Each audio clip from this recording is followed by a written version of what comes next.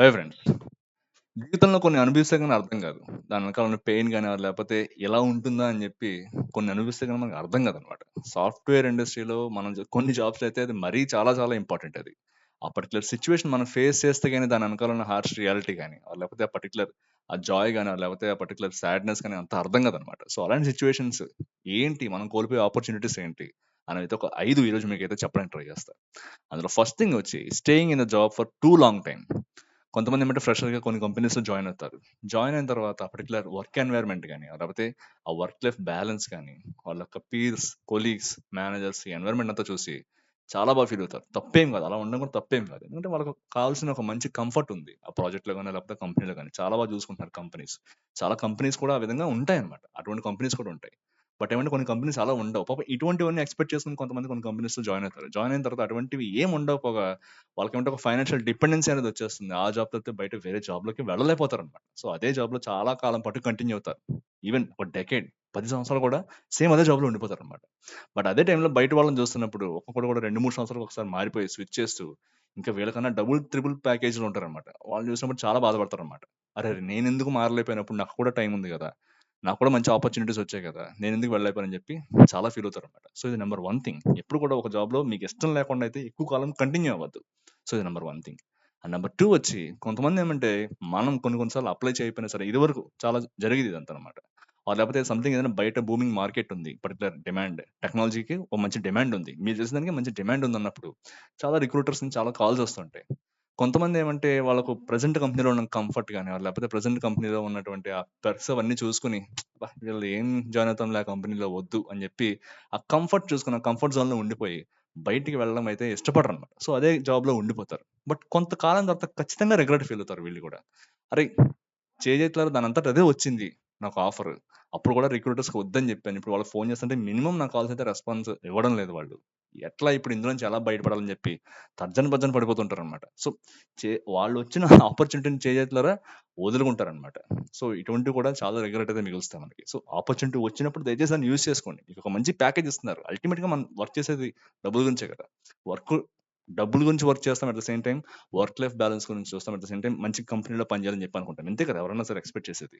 So, ఇటువంటివి గనక వచ్చిన ఒక మంచి కంపెనీ నుంచి మీకు ఆపర్చునిటీ వచ్చిందంటే దాన్ని డెఫినిట్‌గా యూజ్ చేసుకోవడానికే ట్రై చేయండి తప్పితే చేజేతులారా దాన్నయితే పాడు చేసుకోవద్దు. సో, మంచి ఆపర్చునిటీ వచ్చినప్పుడు డెఫినిట్‌గా దాన్నయితే యూజ్ చేసుకుందాం. ఈ విధంగా రెస్పాండ్ అవ్వకుండా బద్ధకం చూపించి మీ యొక్క కంఫర్ట్ జోన్‌లో ఉండిపోయి మీకు నెక్స్ట్ వచ్చే మంచి మంచి ఆపర్చునిటీస్ ఎప్పుడు కూడా వదులుకోవద్దనమాట. సో, ఇది నంబర్ 2.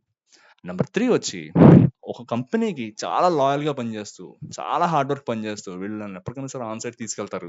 లేకపోతే వీళ్ళు నాకు ఎప్పటికైనా సరే ప్రమోషన్స్ ఇస్తారు. ఎవ్రీ ఇయర్ నాకో ప్రమోషన్ వస్తుంది. ఎవ్రీ 2 ఇయర్స్‌కో ప్రమోషన్ వస్తుంది.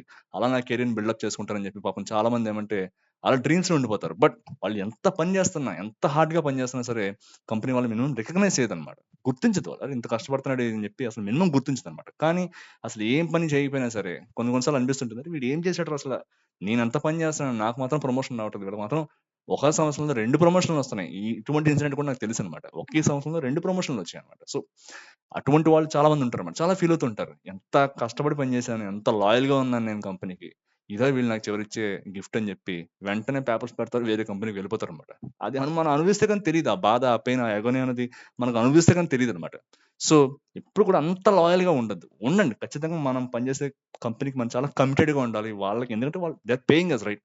But at the same time ఏమంటే చాలా స్మార్ట్‌గా పని చేయండనమాట. మీ పని చేస్తున్నారా లేదా? కంప్లీట్‌గా మీకిచ్చిన గోల్స్ అన్ని మీరు చేస్తున్నారా లేదా? కంప్లీట్ చేస్తున్నారా లేదా? మీ యొక్క టార్గెట్ మీరు మీట్ అవుతున్నారా లేదా? డెడ్‌లైన్స్ మీట్ అవుతున్నారా లేదా? మంచిగా స్టేక్ హోల్డర్స్ దగ్గర లేకపోతే క్లయింట్ దగ్గర మంచి పేరు తెచ్చుకుంటున్నారా లేదా? అంతే.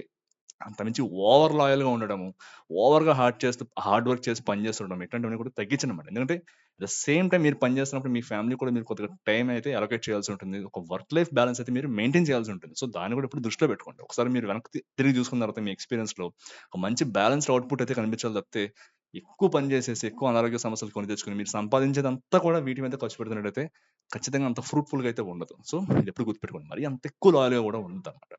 నంబర్ 4 వచ్చి sticking with the same technology for too long time అనమాట. ఇది చాలా మంది చేసే మిస్టేక్. ఒకటి నేర్చుకుంటారు. ఒక పర్టిక్యులర్ టెక్నాలజీ నేర్చుకుంటారు. నేర్చుకుని అదే టెక్నాలజీ మీద ఉండిపోతారనమాట. ఎన్ని కంపెనీస్ మారినా సరే అదే టెక్నాలజీ మీద మారుతూ ఉంటారు. ఓకే. That's fine. మీకు దాని మీద అవకాశాలు ఉన్నంత వరకు okay. But as of now మనం చూస్తున్నాం. ఏఐ రావడం వల్ల చాలా కొత్త కొత్త రూల్స్ వస్తున్నాయి. ప్రతి దాంట్లో కూడా ఏఐ ఇంటిగ్రేషన్ అనేది జరుగుతుంటదనమాట. ఖచ్చితంగా మనం దానికి తగ్గట్టుగా మనకు పర్టిక్యులర్ స్కిల్‌ని ఖచ్చితంగా మనం అలవరుచుకోవాల్సి ఉంటుంది. నేర్చుకోవాల్సి ఉంటుంది. అప్‌గ్రేడ్ కూడా అవ్వాల్సి ఉంటుందనమాట. సో, దానికి రిలేటెడ్‌గా ఏఐలో నెక్స్ట్ ఏం రాబోతున్నాయి. బట్ సపోజ్ మీరు ఒక టూల్ మీద మీకు మంచి ప్రొఫెషన్సీ ఉందంటే, దాంట్లోకి ఏఐ ఇంటిగ్రేట్ చేస్తే మనం ఏం నేర్చుకోవాలి? మనం దేనికైనా సరే రెడీగా ఉండేలాగా మనం అప్‌గ్రేడ్ చేసుకోవాలి తప్పితే, నాకు ఇదే వచ్చు, ఇటువంటి జాబ్స్ ఉంటేనే చేస్తా, లేకపోతే నేను చేయను అని చెప్పి మనం కూర్చున్నామంటే ఖచ్చితంగా ఫ్యూచర్‌లో మంచి మంచి ఆపర్చునిటీస్ అయితే మనం మిస్ అయిపోతాం అనమాట. సో, ఎప్పుడు కూడా ఒకదానికే స్టిక్ అవ్వద్దు. ఎప్పుడు కూడా ఒకదానికే స్టిక్ అవ్వద్దు. ఖచ్చితంగా వేరే కూడా నేర్చుకోవడానికి ట్రై చేయండి. ఎప్పుడు ఏది మార్కెట్‌లో బూమింగ్‌లో ఉందో తెలుసుకోండి. ఒకవేళ నేర్చుకునే టైం మీ దగ్గర ఉంది, రిసోర్సెస్ మీ దగ్గర ఉన్నాయంటే, దానికి నేర్చుకొని దానికి అప్‌గ్రేడ్ దాంట్లోకి వెళ్ళడానికి అయితే ట్రై చేయండి తప్పితే, ఒకదాని మీద ఉండిపోయి నేను ఇదే చేస్తాను, నాకు ఇదే వచ్చు అని చెప్పి ఎప్పుడు కూడా కూర్చోద్దనమాట. ఇది నంబర్ 4. నంబర్ 5 వచ్చి కొంతమంది ఏం చేస్తుంటారు, ఇప్పుడు కంపెనీలో పనిచేస్తున్నప్పుడు ప్రీవియస్ అప్రైజల్ సైకిల్ లేకపోతే ప్రీవియస్ ఫైనాన్షియల్ ఇయర్‌లో ఒక మంచి పెర్ఫార్మన్స్ ఇస్తారు. ఎటువంటి ఉద్దేశంలో ఉంటారంటే, నేను లాస్ట్ ఇయర్ చాలా మంచి పని చేశాను కదా! క్లయింట్ దగ్గర ఎస్కలేషన్ అయిందని కూడా నేనైతే చాలా నీట్‌గా రిజాల్వ్ చేశాను కదా! మంచి పేరైతే తెచ్చాను కదా కంపెనీకి. సో, మనకు చాలులే మన లైఫ్ సెట్ అయిపోయిందని చెప్పి, ఆ తర్వాత చాలా యావరేజ్‌గా పెర్ఫార్మ్ చేస్తారు. ఏమనంటే నేను లాస్ట్ ఇయర్ అంత పెద్ద పని చేశాను కదా! ఈసారి కూడా అలానే ఉంటుందిలే. మనకి మంచి పేరు వచ్చేసింది ఇప్పుడు కంపెనీలో. మనం ఒక కాన్ఫ్లిక్ట్ రిజాల్వర్ అని చెప్పి ఒక మంచి పేరు ఇచ్చేసారు. ట్యాగ్ ఇచ్చేసారు మనకని చెప్పి చాలా లైట్‌గా ఉంటారు. బట్ ఎంప్లాయర్ ఎప్పుడు కూడా ఎలా ఆలోచిస్తారంటే, మీ దగ్గర నుంచి సేమ్ అవుట్‌పుట్ ఎప్పుడు ఎక్స్‌పెక్ట్ చేస్తూ ఉంటారు. మీరు ప్రీవియస్‌గా మీ పాస్ట్ ఎక్స్‌పీరియన్స్‌లో మీరు ఎంత పెద్ద తోపైనా కానివ్వండి, ఎంత పెద్ద కాన్ఫ్లిక్ట్ రిజాల్వర్ అయినా కానివ్వండి, వాళ్ళు అదే పెర్ఫార్మన్స్ ఇప్పుడు కూడా ఎక్స్‌పెక్ట్ చేస్తారనమాట.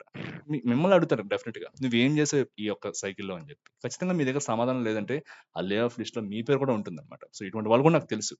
ఎంతో మంచి పేరుంది. లేకపోతే ఒక పర్టిక్యులర్ డొమైన్‌లో, పర్టిక్యులర్ స్కిల్‌లో, పర్టిక్యులర్ టెక్నాలజీలో ఎంత పేరున్నా, ఎంత మీకు టాలెంట్ ఉన్నా సరే, మీరు దాన్ని కంపెనీకి కనబడేలాగా విజిబుల్‌గా గనక మీరు గనక లేకపోతే, ఎగ్జిబిట్ చేయలేకపోతే ఖచ్చితంగా మీ మీదైతే వేటు అనేది పడుతుందనమాట.